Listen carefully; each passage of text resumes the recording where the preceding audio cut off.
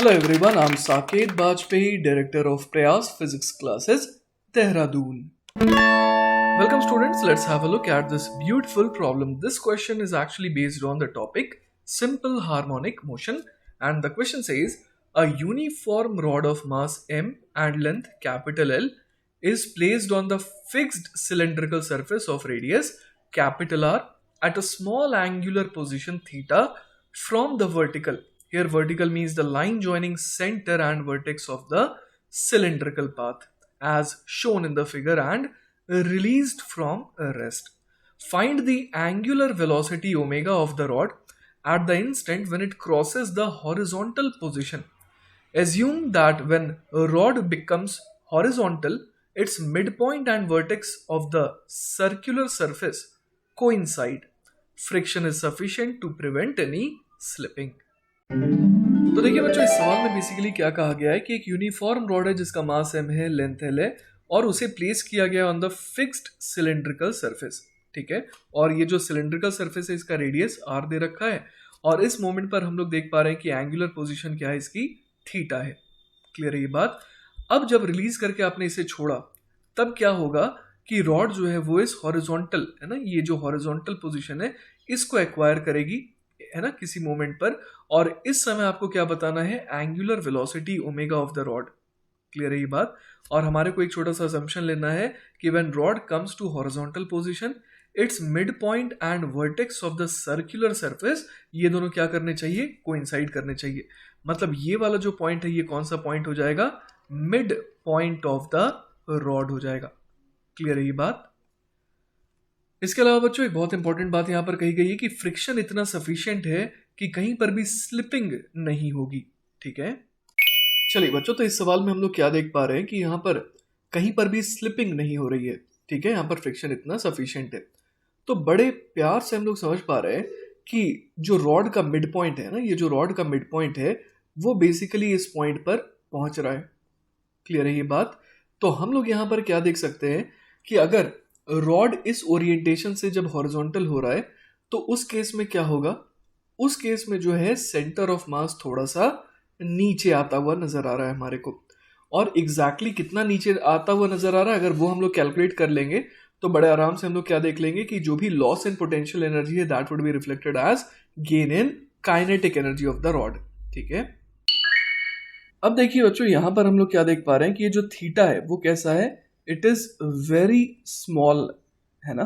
तो यहां पर हम लोग देख पा रहे हैं कि ये बहुत स्मॉल होने की वजह से हम लोग यहां पर क्या कह सकते हैं, हम लोग यहां पर ये कह सकते हैं कि जो ये लेंथ है ना, ये लेंथ कितने के बराबर हो जाएगी, ये लेंथ तो हमें खैर पता ही है कि ये तो आर थीटा होती है। ठीक है, लेकिन स्मॉल एंगल होने की वजह से जो है ना, हम लोग एक और बात कह सकते हैं कि ये वाली जो लेंथ है ना, ये भी कितने के बराबर होगी, ये भी आर थीटा के बराबर होगी, क्योंकि ये वाला पॉइंट हम लोगों ने कहा कि ये यहां पर पहुंचने वाला है। ठीक है, अब देखिए बच्चों, यहां पर हम लोग कह सकते हैं कि ये वाली लेंथ बेसिकली कितनी हो जाएगी, ये तो रेडियस के बराबर है।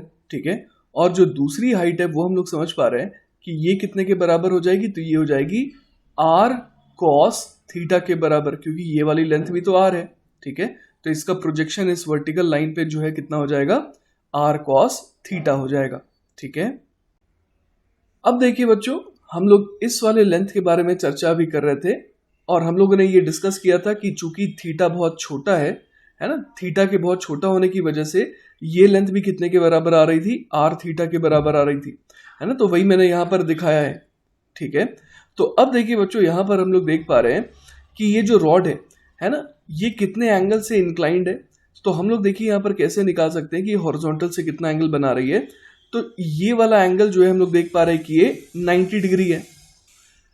इसी तरीके से बच्चों हम लोग ये भी देख सकते हैं कि ये एंगल भी 90 डिग्री है।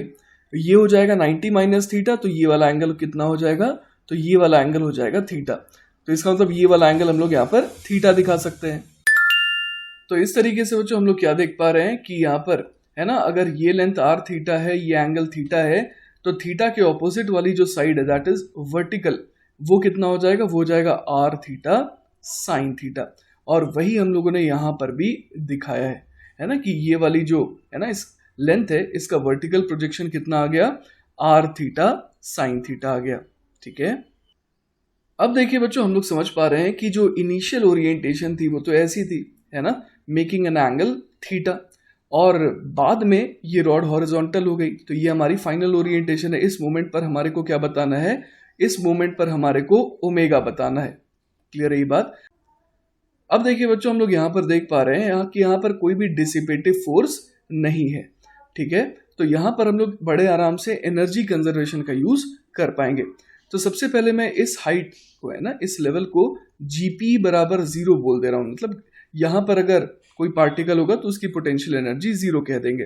तो अब देखिए बच्चों, हम लोग क्या देख पा रहे हैं, हम लोग यहाँ पर देख पा रहे हैं कि इनिशियली, है ना, इनिशियली अगर मैं बात करूं तो इस सिस्टम का जो सेंटर ऑफ मास है ना, इस रॉड का जो सेंटर ऑफ मास है वो बेसिकली यहाँ पर है, और बाद में इस रॉड का सेंटर ऑफ मास यहाँ पर आ जा रहा है।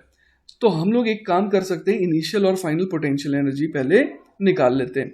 तो इनिशियल पोटेंशियल एनर्जी पहले अगर निकालें तो वो कितनी हो जाएगी, तो देखिए वो हम लोग निकालने के लिए क्या देख सकते हैं कि जो हाइट है ना, जो हाइट है इस लेवल से वो कितनी आ जाएगी, तो वो आ जाएगी r cos theta plus r theta sine theta के बराबर, है ना। तो इसे मल्टीप्लाई करना होगा m इंटू जी से, तो ये हमारे को पोटेंशियल एनर्जी मिल गई इनिशियल।